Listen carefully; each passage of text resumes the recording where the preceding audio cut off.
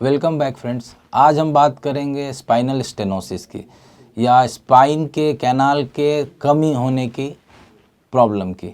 Normally हम जब देखते हैं ओल्ड एज लोगों को तो स्लो चलते हैं या आगे झुक के चलते हैं। हमें लगता है ये बिकॉज ऑफ एज ऐसे चल रहे हैं या एज के कारण ऐसे चल रहे हैं, बट ये प्रॉब्लम स्पाइनल स्टेनोसिस के कारण होता है। वो क्या होता है स्पाइनल स्टेनोसिस, आइए हम जानते हैं इस बारे में।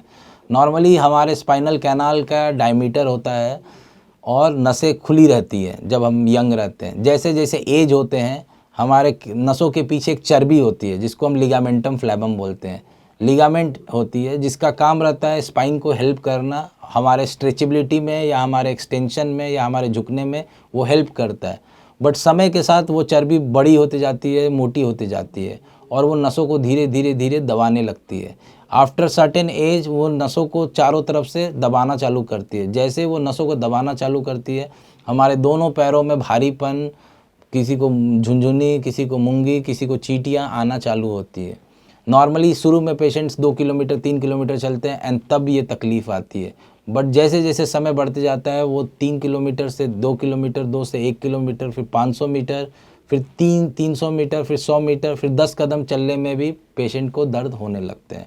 धीरे धीरे ये एक स्लो ग्रोइंग प्रोसेस है। धीरे धीरे ये होता है, रातों रात नहीं होता है और इसको 5 साल 3 साल लगता है। पेशेंट धीरे धीरे रियलाइज़ करता है कि उसके चलने के डिस्टेंस कम होते जा रहे हैं। तो ऐसे लोग क्या करते हैं, ओल्ड एज के लोग शादियों में नहीं जाते हैं, बाहर किसी फंक्शंस में नहीं जाते हैं या कहीं ट्रैवलिंग नहीं करते, क्योंकि उनको डर रहता है कि उनको हर 500 मीटर या 300 मीटर पर बैठना पड़ता है।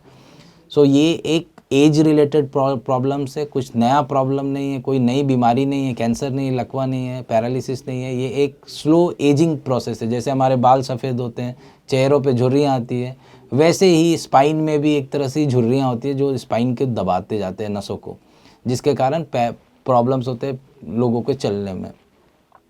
इसका इलाज नॉर्मली जब पेशेंट टॉलरेट कर सकता है चलना तो मेडिकेशंस हम देते हैं। मेडिकेशन से 80% लोग अपने आप ठीक हो जाते हैं। कुछ लोगों को इंजेक्शंस लगते हैं, मल्टीपल टाइम ऑफ इंजेक्शंस लगते हैं। जैसे साल में एक बार इंजेक्शन लगा दिया तो 1 साल का काम हो जाता है। फिर धीरे धीरे, लेकिन जब एक स्टेज के बाहर ये स्टेनोसिस बढ़ जाता है वैसे पेशेंट्स को हम सर्जरी प्रेफर करते हैं, बिकॉज सर्जरी से उनके चलने की जो डिस्टेंस है वो बहुत बढ़ जाती है, उनके नसों का दबाव ढीला हो जाता है, पेशेंट शांति से सो सकता है, चल सकता है, फंक्शन अपने लाइफ को एंजॉय कर सकता है। सो हमारे जो भी घर में बूढ़े बुजुर्ग हैं हमें उनका ख्याल रखना है और देखना है कि अगर उनके डिस्टेंस कम हो रहे हैं, अगर उन पार्क में नहीं जा पा रहे हैं या शादियों में नहीं जा रहे हैं, पैरों में भारीपन हो रहा है, तो उनको किसी भी स्पाइन सर्जन से आप ज़रूर सलाह लें और उनको बताएं।